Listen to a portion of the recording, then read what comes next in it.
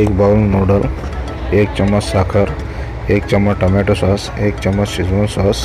1 चम्मच कांदा पत्ता, चवीनुसार मीठ,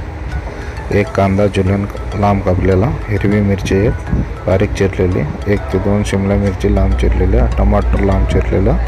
2 फोडी लिंबू आणि 50 ग्राम शेंगदाणे।